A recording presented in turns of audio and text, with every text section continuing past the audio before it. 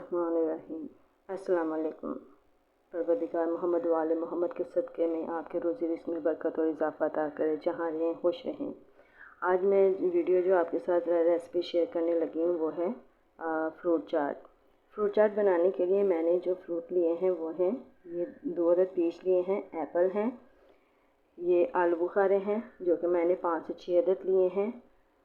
ये वाइट चौंसा है जो कि आखिरी मराहिल में चल रहा है, अब सीज़न का ख़त्म होने वाला है, तो इसलिए मैंने सोचा कि क्यों ना फ्रूट चाट में इसका भी इस्तेमाल करके दिखाया जाए। साथ में मैंने अंगूर के दाने लिए हैं, इनको हम साफ़ करके धोकर शामिल करेंगे।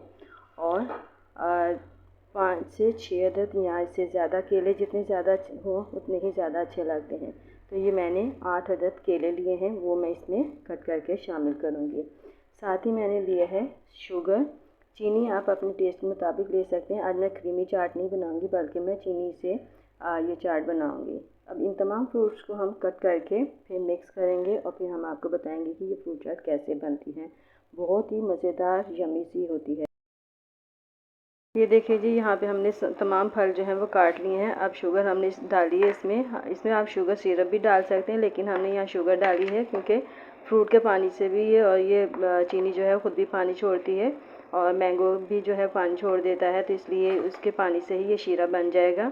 और ये बहुत मज़ेदार बाज़ार की तरीके से ये बनती है फ्रूट चाट। आप इसी तरीके से बनाइएगा। यकीनन आपको मेरी ये रेसिपी पसंद आई होगी। कि मेरी ये रेसिपी आपको पसंद आई तो लाइक कीजिए, शेयर कीजिएगा और इसी तरीके से आप भी इस रेसिपी को फॉलो करें और तमाम फ्रूट्स को जो सीज़न के आजकल आए हुए हैं उनको इस्तेमाल में लाएं। आम जो हैं वो सीज़न में से जाते जा रहे हैं, तो इसलिए आखिरी मराहिल में है, तो कोशिश करें कि आम भी लाकर फ्रूट चाट बनाएं और खाएं और मज़े लें। अब इजाज़त दीजिए, अल्लाह हाफ़िज़।